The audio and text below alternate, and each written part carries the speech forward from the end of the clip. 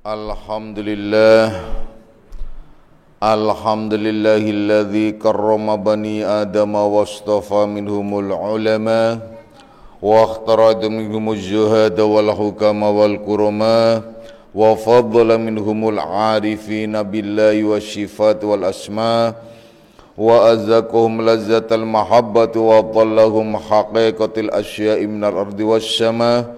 Wassalatu wassalamu ala sayyidina Muhammadin khatamil anbiya alladzi khuliqa min zatihi wa minhu jami'ul asya wa ala alihi wa ashabi sadatil awliya wa ala tabi'in wa tabi'it tabi'in lahum bi ihsanin ila yaumil jazaa. Subhanaka la ilma lana illa ma 'allamtana innaka antal alimul hakim.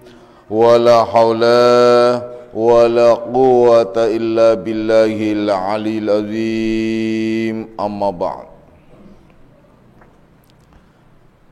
Ma'asyiras salikin, kaum bapak dan kaum ibu jamaah pesantren Akmaliyah, anak-anak rohani aku semuanya, baik yang hadir secara jasmani maupun nafsani, baik yang mendengarkan langsung di pesantren Akmaliyah yang maupun melalui radio online Akmaliyah. Insyaallah mudah-mudahan di senja Ahad ini kita bersama-sama mendapatkan limpahan rahmah, maghfirah serta hidayahnya, amin ya rabbal alamin. Mari kita lanjutkan kajian kita di dalam membahas kitab Syarhus Salikin, kitab Ihya Ulumuddin, di mana kita sedang membahas di pasal fi bayani dzamil hasad, yakni pasal yang menjelaskan tentang tercelaknya atau celakalah atau tercelaknya buruknya orang yang mempunyai sifat hasud. Pada kajian yang lalu telah dibahas beberapa pengertian-pengertian dasar-dasar, bahkan bahwasanya hasud itu ialah jadi daripada hukut, dan hukut itu jadi daripada ghadab. Itu rangkaiannya, itu enggak bisa tidak, itu terangkat itu. I'lam annal hasada aidun min tanaj, ya, al-akhir ya. Jadi ketahuilah bahwasanya hasud itu sama saja dia itu dari terjadi itu, dari terjadi itu daripada hukut, dengan hukut itu jadi daripada ghadab ya. Itu hasud. Jadi itu masuk pada golongan maksiat batiniah, maksiat yang ada di dalam hati. Itu yang paling bahaya. Jadi hasud terjadi dari apa? Hukut. Hukut itu karena ghadab. Jadi dari ghadab, hukut, akhirnya hasud. Itu biasanya itu semacam itu. Tapi nanti akan dijelaskan seperti yang kemarin sudah kami jelaskan sedikit ya, yaitu ada beberapa pengertian bahwasanya sebab musabab ya, proses terjadinya hasud yang dirasakan atau yang ada di masyarakat, khususnya di diri kita masing-masing, itu ada beberapa kejadiannya. Bahkan di sini dijelaskan banyak sebenarnya, tapi ada 7 ya, sudah jelaskan. Yang harus kita ketahui juga bahwasanya hasud itu ialah dapat menghanguskan. Hasud itu dapat menghanguskan segala amal kebaikan. Tidak ubahnya seperti api yang melalap kayu bakar. Jadi kalau diumpamakan tuh ada orang, perumpamaan orang-orang dulu, itu ada orang yang pergi ke satu tempat atau di hutan, dia mencari kayu bakar. Setelah dia di bawah, ternyata dia tidak sadar kayunya itu terbakar semuanya, hingga sampai ke rumah tidak mendapatkan apa-apa kecuali hanya sekedar arang atau debu dari dari kayu itu. Sama kalau kalian semua tidak bisa memanage, tidak bisa mengatur diri kalian sehingga membiarkan nafsu itu adalah membara. Nah, muncullah bara-bara api, yaitu ghadab, kemarahan. Kemarahan itu sebagian terekspresikan keluar, ya. Ghadab itu kemudian sebahagiannya tidak, akhirnya terpendam. Jadilah itu hukut. Hukut itu jadi daripada ghadab itu. Marah kemudian terpendam menjadi semacam kayak dendam, jadi seperti api dalam sekam, akhirnya berkembang dalam ekspresi sifat yang disebut hasud. Nah, karena sebel banget sama orang itu, jadi apa saja yang dilakukan orang tersebut itu nggak benar. Malah dimunculkan kata-kata yang bersifat hasud. Nanti kalau setelah hasud muncul lagi jadinya namimah, fitnah, itu macam-macam, yaitu berkembang. Intinya apa sih sebenarnya sih kalau berbicara inti, ialah intinya diri kita tidak bisa mengatur nafsu, mengendalikan nafsu, meruntuhkan nafsu. Tidak bisa mengendalikan dalam hal ini, terutama ialah di mana embrio utama dari nafsu itu, ingat, embrio utama dari nafsu itu virus utama, virus yang paling berbahaya dalam diri kita, yaitu yang berkembang menjadi nafsu, ialah su'uzon. Zon, itu pada zon akhirnya menjadi su'uzon, sangka buruk. Itu yang paling bahaya. Apa saja? Istri terhadap suami kalau sudah ada su'uzon, fangtadiri sa'ah, tunggu kehancurannya. Kehancurannya macam-macam. Ada kehancuran di dalam dirinya, ada kehancuran dalam hubungannya, ada kehancuran baik macam-macam. Itu pasti, ya. Itu makanya zon itu hati-hati. Bukan sebatas suami istri, termasuk hubungan antar teman, itu juga pasti terjadi rusak hancur apabila ada zon di antaranya, zon yaitu su'udzon, sangka buruk. Apalagi dalam sebuah kehidupan rumah tangga, anak, kakak, adik, orang tua dan semuanya kalau sudah di dalamnya ada zon, su'udzon, pasti tidak akan harmonis lagi kehidupannya. Satu dengan yang lainnya saling tuding. Itu paling bahaya itu, zon itu. Awas loh. Anak-anak semua sanak saudara tidak akur. Kenapa? Karena sudah termakan oleh zon. Udah termakan oleh zon, timbul besar lagi, makin besar lagi, akhirnya menjadi hasud dan lain sebagainya. Udah kasihan deh. Makanya tidak heran apabila akhirnya ada orang tua yang dicaci maki oleh anak, orang tua yang dicaci maki oleh mantu, orang tua yang terlantarkan, bahkan ada lagi orang tua yang dibunuh oleh cucunya. Wah, kan? Coba orang tua dibunuh sama cucunya. Kebayang gak sih gitu? Cucu gitu loh. Nah, kemudian orang tua dibunuh sama anaknya, banyak juga gitu loh. Makanya saya pikir repot juga nih kalau lihat medsos tuh. Ampun deh. Ada ngerinya tapi kepo. Ngeri sih tapi kepo gitu. Saya pikir ngeri banget ya. Nah itu kayak saya dikasih tahu nih sama Aan juga di medsos, ngeri juga. Tapi ya kepo juga, kalau himanya udah teriak-teriak, nggak mau lihat. Kenapa? Ada tabrakan beruntun. Kenapa tabrakan beruntun? Akibat dari membelain binatang. Makanya binatang ya, di mana itu? Di tol. Kalian itu kan ada mitos tuh, awas lo kalau nginjek kucing, hati-hati gitu loh. Jangan kan diinjak lindes saja nggak apa-apa gitu loh. Saya kalau likin tuh lagi nyetir, kemudian lihat ada kucing keren betul balik, sampai saya omelin.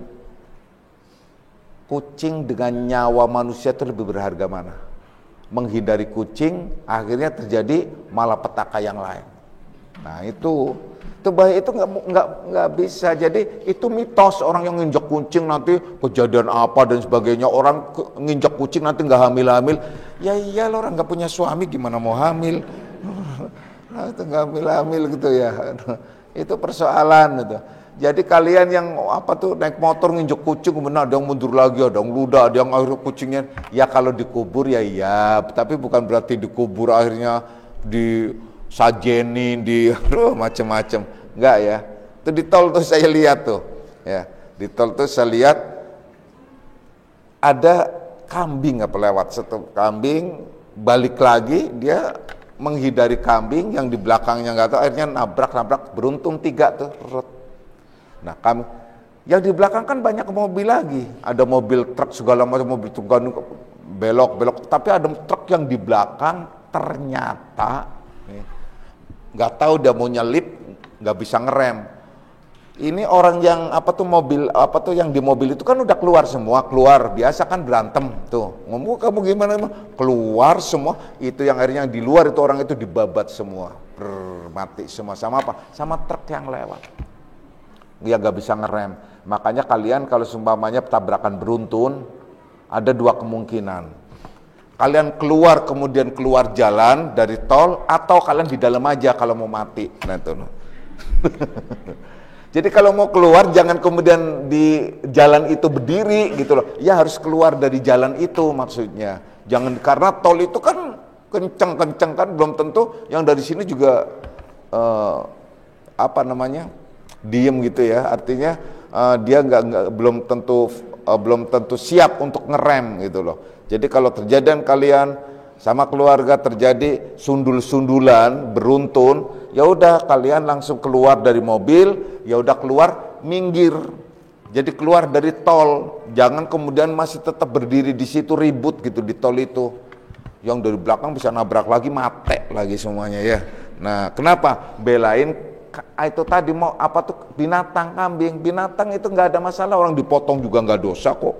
Jangan kan dipotong, dimakan aja dulu kan dosa, tuh direndang, diapain segala macam, nggak dosa, malah halal ya. Jadi jangan kemudian menghindari binatang, akhirnya yang terjadi apa? Malapetaka ya. Jadi tidak ada istilahnya nabrak kucing itu dosa, atau nanti kalian nggak punya ini, nggak punya itu, atau kalian dapat malapetaka, nggak ada. Jadi nggak ada ya. Dah, itu termasuk kata-kata hasud tuh ya. Nah, contoh. Dah, kita lanjutkan. Jadi ya, kalau kalian paham, kalian mengerti ya, bahwa hasud itu sangat berbahaya. Jadi kalau ada bahas itu berbahaya, itulah muncul utama penyakit hati itu ialah suudzon. Suudzon itu di mana saja itu akan terjadi. Makanya kalian tanamkan, kalau kalian ingin rumah tangga kalian romantis, rumah tangga kalian akur, rumah tangga kalian itu benar-benar ini namanya guyub atau saling mencintai, saling menghargai, maka tepis dan bila perlu bunuh. Nah, jangan membiarkan zon itu muncul dalam diri. Terhadap anak-anak diajarkan, terhadap siapa saja yang ada di lingkungan di situ itu diajarkan untuk tidak ada zon. Karena apa saja kalau sudah zon itu mesti hancur. Orang berkongsi sama-sama dagang, semua dagang bareng. Udah deh, pertamanya bye-bye, bye-bye, udah muncul bareng tuh bye-bye. Setelah itu ada zone muncul antara satu, lu kok diem-diem aja begitu, udah zone tuh. Yang satunya lagi, iya kenapa lu sibuk sendiri aja, nggak bilang-bilang sama saya, lu mau ngelipet duit gua ya, udah. Nggak bakalan bener itu, pasti hancur, pasti rusak, karena nggak akan berkah juga. Kenapa? Karena apabila ada orang yang berkongsi dagang kemudian udah muncul suudzon di antaranya, pasti akan terjadi, yaitu malapetaka di dalamnya, ialah gak berkah, kemudian tutup bisa, itu hancur bisa, itu pasti ya. Kita lanjutkan lagi, apalagi perusahaan sama, perusahaan juga begitu, kemudian sebuah organisasi apapun sama, pokoknya apa saja, perkumpulan apa saja, organisasi apa saja, komunitas apa saja, kalau di dalamnya sudah ada zone, itu mesti berantakan. Lawanannya zon apa? Iman, percaya. Nah, iman itu yang paling penting. Makanya Allah Subhanahu wa taala selalu memanggil di dalam Al-Qur'an ayatnya, ya ayyuhalladzina amanu, wahai orang-orang yang beriman. Ya ayyuhalladzina amanu, terus dipanggil. Bukan ya ayyuhalladzina muslimun, bukan yang dipanggil orang-orang yang muslim. Tapi bukan aslamu juga bukan gitu. Tapi yang dipanggil ialah orang-orang yang beriman. Iman itu ditanamkan oleh Allah kepada hamba-hambanya dari dulu. Itu mulai dari zaman Nabi Adam sampai Nabi besar kita Muhammad Sallallahu Alaihi Wasallam yang dipanggil amanu. Nah ini penting, maka di antara kalian harus ada iman, percaya. Jangan ada zon. Saya tidak akan ada zon terhadap kalian, kalian juga jangan ada zon terhadap saya, dan seterusnya begitu. Kalian jangan ada zon terhadap anak, anak juga jangan ada zon terhadap orang tua, terhadap saudara dan sebagainya. Itu akan aman. Tapi kalau sudah ada zon, mesti berantakan. Pasti berantakan, resikonya itu terjadi pada diri masing-masing. Maka dari itu jaga zon itu, sangka itu jaga, gitu loh. Saya selalu percaya penuh terhadap istri, terhadap anak-anak, dan terus saya berikan bebas, dan Bapak tutup tirai hati Bapak tutup agar tidak bisa melihat, tutup. Nah, tapi dikit-dikit ngintip. Ngintip dikit-dikit, tutup. Karena apa? Karena nggak penting buka-buka dengan wilayah rohani yang membuka hati untuk melihat sesuatu yang jauh di sana. Udah nggak penting lagi, udah tutup aja. Tutup, kenapa? Kenapa ditutup? Karena sudah menanamkan husnuzon, sangka baik. Tapi pada saat ada pengkhianatan, maka itu sudah mulai tidak ada lagi. Seperti Allah Subhanahu wa taala sangat pemurah, sangat penyayang, terus semuanya Rahman Rahim. Tapi kalau ada perselingkuhan, Allah sudah sangat marah. Karena apa? Zon itu sama saja perselingkuhan. Nah, perselingkuhan di sini yang dimaksud, hamba itu berselingkuh dengan setan, hamba berselingkuh dengan nafsunya, membelakangi Allah, dan Allah marah karena perselingkuhan itu dianggap syirik, sekutu. Makanya innallaha la yaghfiru ayyushraka, Allah tidak akan mengampuni dosa syirik. Kalau sudah berselingkuh, sudah mulai tidak lurus, imannya tidak benar, sudah itu ada langsung di-cut, itu udah wajib gitu. Maka dari itu ya, sampai-sampai dalam hal syirik ini, terhadap orang tua pun kalian membelakangi orang tua tidak dosa kalau orang tuanya ngajak syirik. Tapi kendati pun tidak dosa dan dibolehkan, kalian tetap harus berbuat baik dalam urusan dunianya terhadap orang tua. Walaupun orang tua itu adalah non muslim sekalipun, kalian harus menghormati secara urusan dunia, menghormati dalam urusan apa saja. Yang penting tidak ada kaitannya urusannya itu dengan agama. Kalau dalam urusan agama, kalian boleh menentangnya. Nah itu contoh itu semacam itu, ya, supaya jelas. Jadi mana memisahkan mana urusan agama dan mana urusan dunia. Begitu juga seorang istri yang tidak punya daya dan upaya di hadapan suami, maka seorang istri ialah harus patuh dan tunduk kepada suami. Ada hal yang diperbolehkan apa? Dalam urusan akidah, agama. Kalau memang suaminya ngajaknya berbuat syirik, kalian sebagai wanita, sebagai istri, tidak dosa kalian mencari guru sendiri. Nah, itu loh. Kalau suami kalian ternyata tidak bisa juga mengajari, membimbing untuk urusan akhiratnya, kalian tidak dosa untuk mencari guru. Nah, Andai saja suami tidak mengizinkan, tidak dosa kalian melanggarnya. Karena keselamatan kalian itu adalah tidak dijamin oleh suami yang tidak mempunyai itu tadi kemampuan. Itu boleh. Kecuali kalau suami kalian bisa ngajarin, mampu menanggung jawabi lahir dan batin, maka dosa baginya itu adalah tanpa izin mencari atau belajar di mana saja. Jadi kalau kalian suaminya tidak bisa ngajarin kalian, kalian boleh. Namun bukan berarti mentang-mentang boleh, kalian semena-mena akhirnya sama suami, kemudian pulang ngaji langsung tulak pinggang, tuh kan bener gue yang paling pinter sama lu. Nah itu enggak juga, enggak begitu. Suaminya langsung nunduk gitu ya. Aduh kasihan amat gitu ya. Nah memang tuh si amat harus dikasihani ya. Nah itu jadi boleh kalian bagi istri tuh boleh semacam itu. Nah anak-anakku semuanya, jadi jelas ya, itu salah satu contoh-contoh ya, gambaran-gambaran. Nah, maka dari itu kalau kalian ternyata terjangkit akhirnya penyakit hasut, berkembangnya itu berbeda semacam itu. Jadi berbeda apa? Yaitu tadi seperti kalian, kalau kalian ternyata tidak ya, tidak bisa atau tidak mendapatkan bimbingan dari suami, kalian tidak bisa mendapatkan bimbingan dari orang yang kalian cintai, ya udah resiko. Berarti kalian harus cari.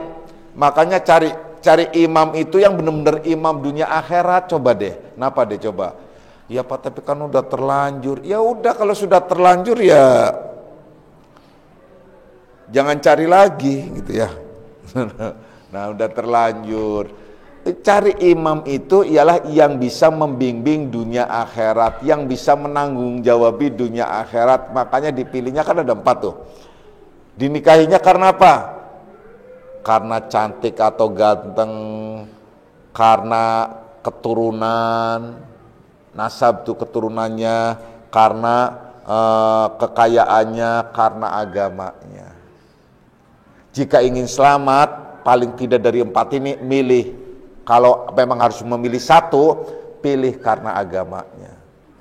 Saya sudah pilih karena agama. Kenapa? Dia itu rajin sholatnya, azannya juga cakep banget, baca Qur'annya merdu. Tapi ternyata saya diterlantarkan semacam ini. Karena agamanya itu jangan dilihat karena sholatnya doang. Karena apanya sih? Jangan dilihat karena bisa azan. Si Mi'un juga bisa azan. Ya. Karena apa? Jangan karena dia itu bisa baca Qur'annya itu merdu. Nah itu. Bukan. Karena agamanya apa sih? Karena agamanya itu yang sudah Bapak jelaskan.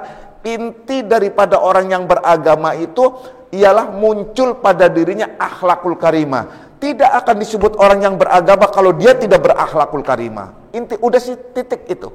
Jadi yang dilihat akhlakul karimah. Akhlakul karimah apa sih?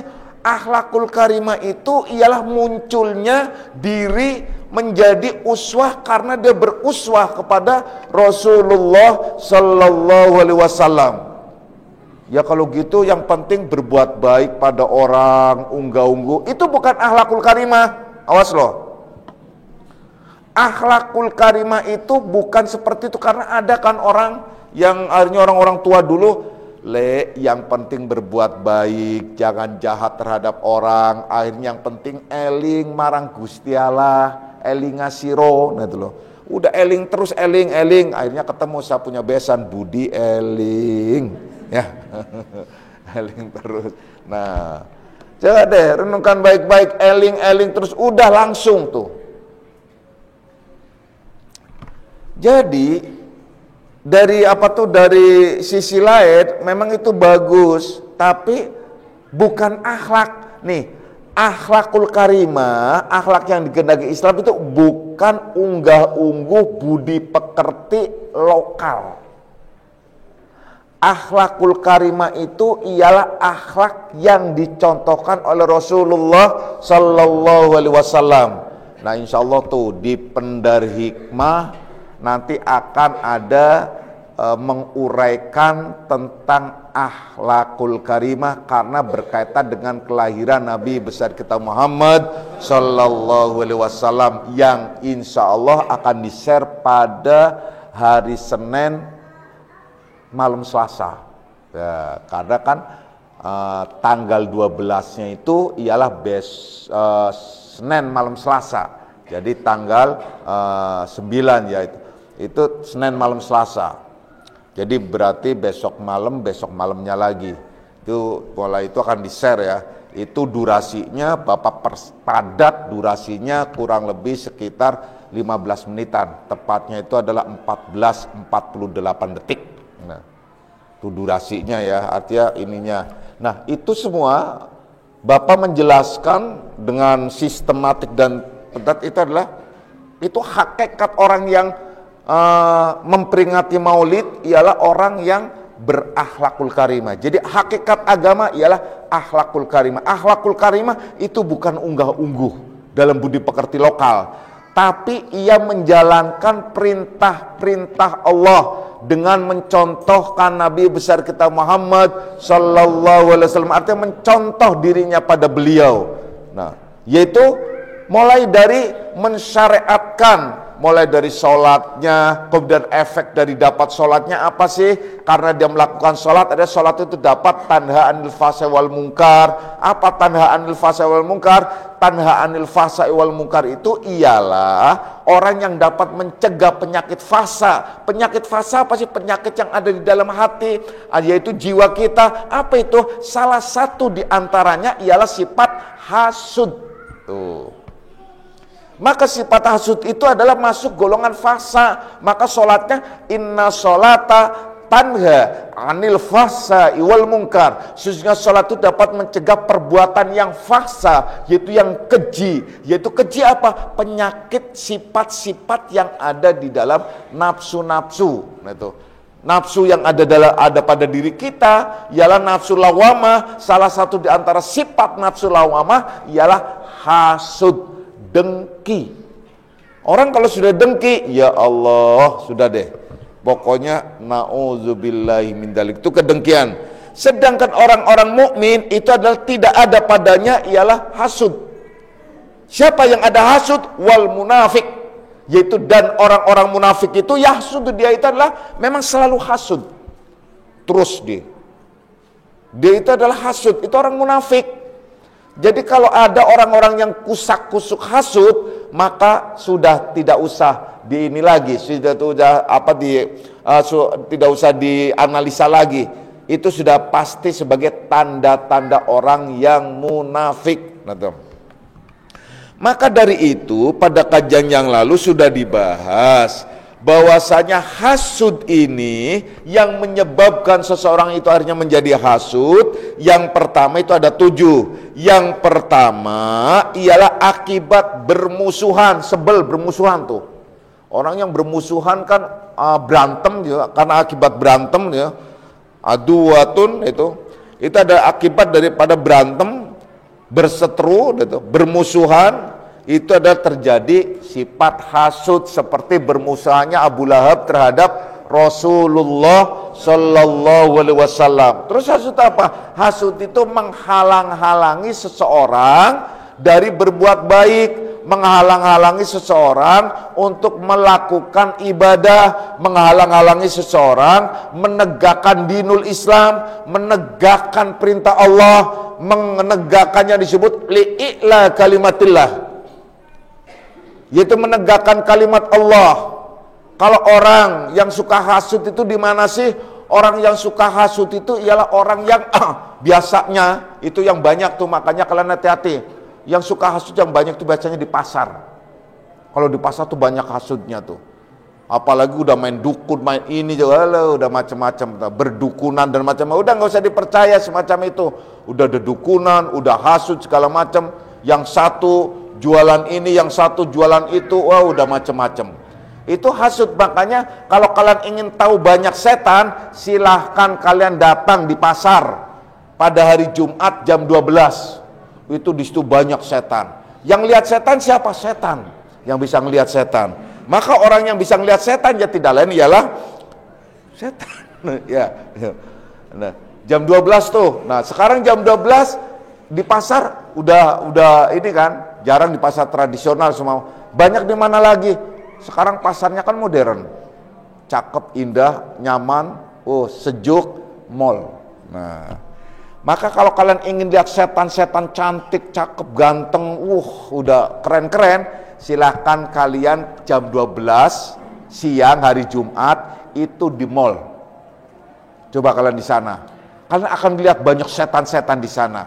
Nah tuh, iya Pak, iya. Abang lihat nggak? Ngelihat. Yang lihat siapa? Setan juga. Nah, kecuali kalau yang lagi halangan ya. Makanya kalau pas lagi halangan dari Jumat, silakan kalian di mall, kalian bisa menyaksikan setan-setan banyak di sana. Ya, udah. Kita lanjutin lagi. Itu yang pertama tadi ialah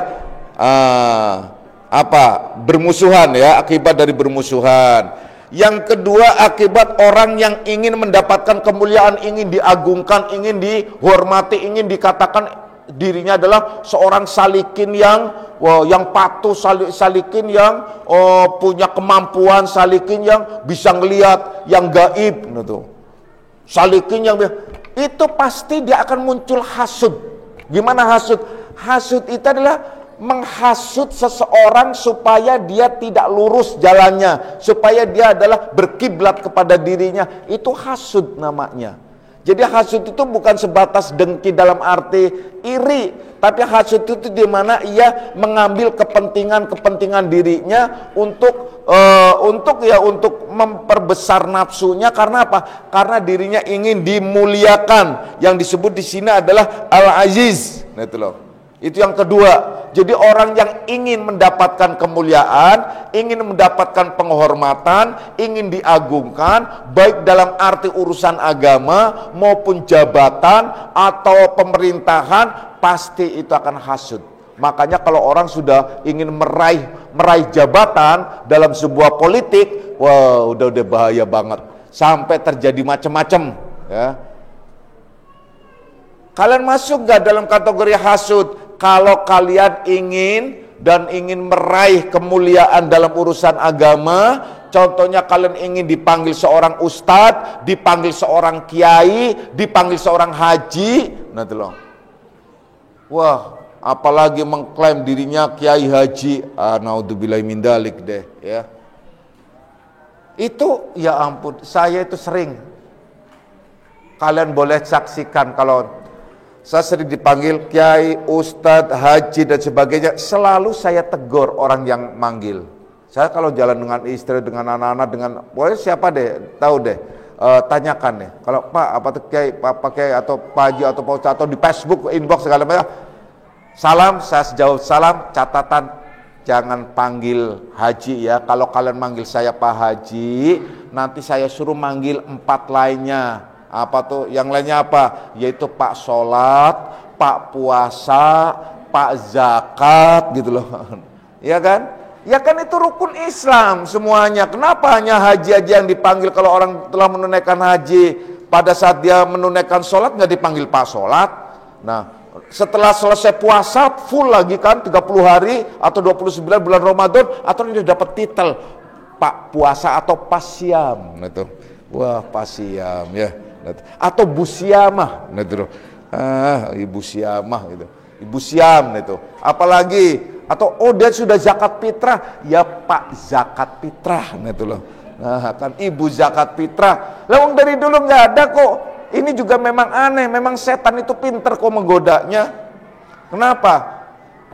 Ada nggak sih kalian pernah dengar bahwasanya para sahabat memanggil Bapak Haji Muhammad Rasulullah, tolong dong doain saya gitu loh. Ya udahlah kalau Pak Haji Muhammad nggak ada gitu. Ya kalau gitu Bapak Haji Abu Bakar Siddiq gitu.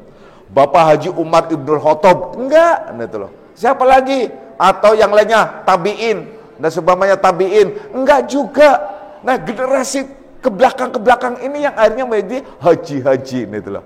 Nah itu makanya ada orang yang kalau nggak dipanggil haji sebel. Nah jadi hasud akhirnya. Jadi hasud kalau di kampung-kampung sampai dia tuh selalu pakai pokoknya peci putih terus. Sekarang sudah modern, kalian pakai peci putih itu adalah nggak diomelin oleh Pak Haji, gitu loh.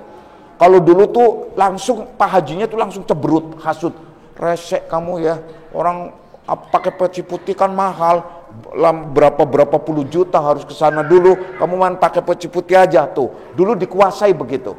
Yang pakai kudung jilbab kalian dikuasai oleh Bu Haja, gitu loh.